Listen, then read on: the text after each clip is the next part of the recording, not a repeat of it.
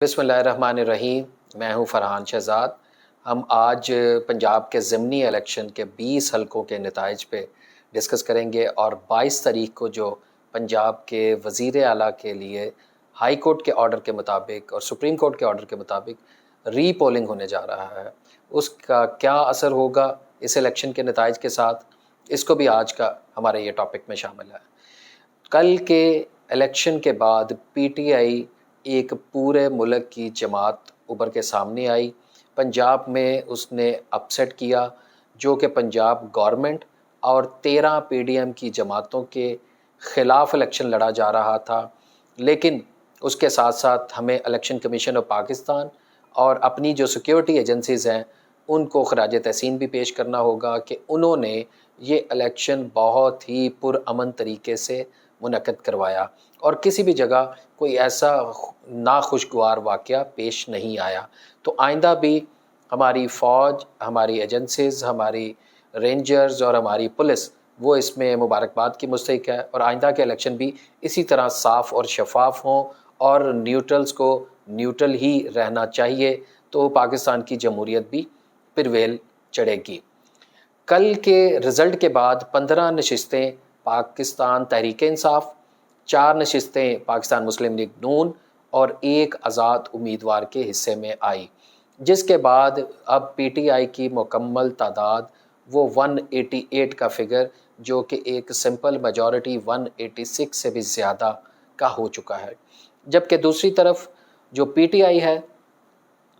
دوسری طرف جو پاکستان مسلم لیگ نون ہے، اس کے ساتھ پیپلز پارٹی کا اتحاد، 4 جو کل کی نئی نشستیں ہیں باپ کا بھی، اور آزاد امیدوار مل کے بھی وہ 179 کے فگر پہ موجود ہے۔ لیکن کیا مسلم لیگ نون کے کچھ ایم پی ایز اور بھی استعفیٰ دینے جا رہے ہیں، اور اس کے بعد اس کا دھچکا حمزہ شہباز شریف کے الیکشن پہ آئے گا، اور 22 تاریخ کو پرویز الہی اور حمزہ شہباز شریف کے درمیان اب الیکشن ہونے جا رہا ہے۔ تو اس وقت تک یہ آرڈر جو سپریم کورٹ کا وہ ری پولنگ کے لیے ہے، تو اس میں جو میجورٹی ہے وہ پرویز الہی، کاف لیگ اور پی ٹی آئی کے جوائنٹ وینچر کے حق میں جاتی ہوئی نظر آئی۔ اس صورتحال میں کیا اس کو الیکشن کو روکا جا سکتا ہے، یا اس میں کوئی ڈیلے کیا جا سکتا ہے، یا قانونی پہلو میں وزیر اعلیٰ اسمبلی توڑ سکتے ہیں، یا نیشنل اسمبلی کو بھی پرائم منسٹر شہباز شریف بھی توڑنے کا اعلان کرتے ہوئے نئے الیکشن کی طرف جا سکتے ہیں۔ تو یہ ساری چیزیں آئندہ آنے والے دنوں میں ایک سوالیہ نشان رہے گی۔ لیکن اس تمام الیکشن میں جو کل کا بائی الیکشن تھا، وہ نہ صرف پنجاب کی 20 نشستوں پہ الیکشن تھا، وہ پورے پنجاب کی عوام کی قسمت کا اور پورے پاکستان کا الیکشن تھا، جس کے بعد یہ فیصلہ کیا جائے گا کہ آئندہ کیا پاکستان کی عوام کو ووٹ کے ذریعے ہی اپنے نمائندے چننے کا حق ہے، یا ان پہ مسلط کیے گئے جو نمائندگان ہیں جنہوں نے گزشتہ 75 سالوں میں اس ملک کی تقدیر کے ساتھ کھیلا، اور کیا آئندہ بھی انہیں کچھ ادارے اپنی مرضی کے ساتھ پاکستان کی عوام کے ساتھ کھلواڑ کرتے ہوئے نظر آئیں گے۔ لیکن جیسا کہ میں نے پہلے بھی عرض کیا تھا کہ اگر پی ٹی آئی اپنے ووٹر کو نکالنے میں کامیاب ہو گئی اور اپنا الیکشن پورا بھرپور طریقے سے منظم طریقے سے لڑا، تو پی ٹی آئی اپنی میجورٹی سیٹیں ریکور کرے گی۔ اور لیکن ایک طرف یہ بھی نقصان ہوا کہ 4 نشستیں مسلم لیگ نون اور 1 نشست آزاد امیدوار بھی جیت گئے۔ تو وہیں پی ٹی آئی کو جہاں مبارکباد کی مستحق ہے، وہاں پہ اسے اپنی کمیوں کوتاہیوں کو بھی سوچنا ہوگا کہ جس کی وجہ سے اس کی 5 یہ نشستیں ضائع ہوئیں۔ دوسری طرف جہاں وہ مبارکباد کے مستحق ہیں، وہاں کیا آئندہ بھی پنجاب کا مستقبل ایک عثمان بزدار جیسے شخص کے ہاتھ میں دے دیا جائے گا، یا پرویز الہی آنے کے بعد پنجاب کے لیے کوئی بہتری کا کام کریں گے؟ کیونکہ عوام کو تو وہی نمائندہ اچھا لگتا ہے اور جو ان کے لیے بہتری کے کام کرے، وہ عثمان بزدار ہو، وہ حمزہ شہباز شریف ہوں، یا کل کو پرویز الہی ہوں۔ تو ان کے لیے ہماری نیک تمنائیں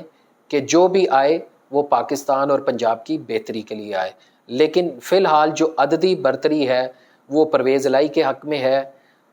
اس کے ساتھ ساتھ ایک سوال کاف لیگ کے متعلقہ بھی ہے کہ کیا کاف لیگ کا اندرونی خاندانی تنازع وہ اس الیکشن پہ اثر انداز ہوگا؟ اس کے لیے تمام پارٹیز سر جوڑ کے بیٹھی ہیں، اور کیا وہ کاف لیگ کے جو 10 سیٹوں میں سے کچھ لوگ ہیں وہ پرویز الہی کو ووٹ کاسٹ کریں گے یا نہیں کریں گے؟ اگر وہ اس کو ووٹ کاسٹ کرتے ہیں تو کیا اس صورت میں یہ خاندانی تنازع آگے کنٹینیو کرے گا یا نہیں؟ دوسری صورت میں اگر وہ کاسٹ نہیں کرتے تو کیا وہ بلینک چھوڑ دیں گے؟ تیسری صورت میں کیا وہ اپنا ووٹ کسی دوسری جماعت کے حق میں کاسٹ کر کے اپنے آپ کو منحرف اراکین کی فہرست میں شامل کریں گے؟ جبکہ سپریم کورٹ کے آرڈر کے بعد 20 نشستوں پہ الیکشن ہونے کے بعد یہ لوٹاکریسی کی سیاست آرٹیکل 63A کی وائلیشن کے بعد یہ ختم ہو گئی ہے، تو کیا اس صورتحال میں بھی کاف لیگ کے کچھ اراکین منحرف ہوں گے یا اپنا ووٹ کاسٹ نہیں کریں گے؟ یہ بھی سوالیہ نشان اگلے چند دنوں میں وہ آپ کے سامنے آئے گا۔ جہاں اس الیکشن نے پنجاب میں پی ٹی آئی کو برتری دی، وہاں پہ علیم خان اور جہانگیر ترین کی سیاست کا باب بھی بند ہوا۔ جو لوگ یہ سمجھتے تھے کہ صرف اور صرف پیسے کی بنیاد پہ الیکشن جیتا جا سکتا ہے، جنہوں نے اپنی ذاتی مفاد کے لیے اس ملک کے مفاد کو ترجیح دی، جنہوں نے اپنی سوسائٹیز کے لیے، اپنی شوگر ملز کے لیے، اپنے بزنس کی بڑھوتری کے لیے ایک جماعت کا ساتھ دیا، اور پھر اپنے ذاتی مفادات کے پورا نہ ہونے پہ دوسری جماعت کے ساتھ ملے، تو ان کی سیاست اور ان کے کردار اور ان کے کیریئر پہ بھی ایک دبا لگا، جو کہ شاہ محمود قریشی کے بیٹے کی جیت کی صورت میں بھی سامنے آیا۔ اور ہر جگہ پہ ہر شخص نے جتنا زور پنجاب گورنمنٹ کے ساتھ لگایا جا سکتا تھا وہ جمہوریت میں یا اداروں کے ساتھ مل کے وہ لگایا گیا، لیکن اس کے باوجود اللہ تعالیٰ نے پاکستان تحریک انصاف کو یہ برتری دی، یہ الیکشن کا رزلٹ دیا، اور عوام آئندہ یہی چاہتی ہے کہ ان کے مستقبل کا فیصلہ، ان کے جمہوریت کا فیصلہ ان کے ووٹ کے ذریعے کیا جائے، نہ کہ کسی ذات کے ذریعے کیا جائے، نہ کہ بند کمرے میں بیٹھے ہوئے لوگ اس کے مستقبل کا فیصلہ کریں۔ آئندہ آنے والے دنوں میں آج وہ ڈالر کی پرائس 4 روپے بڑھ گئی، انہی نتائج کی صورت میں تو کیا اگر یہ اسمبلیز کنٹینیو کرتی ہیں تو آئی ایم ایف کی قسط سینکشن کی جائے گی یا نہیں؟ اور اگر وہ سینکشن ہوتی ہے تو 4 سے 6 ہفتے تک اس ملک کا مستقبل کیا رہے گا؟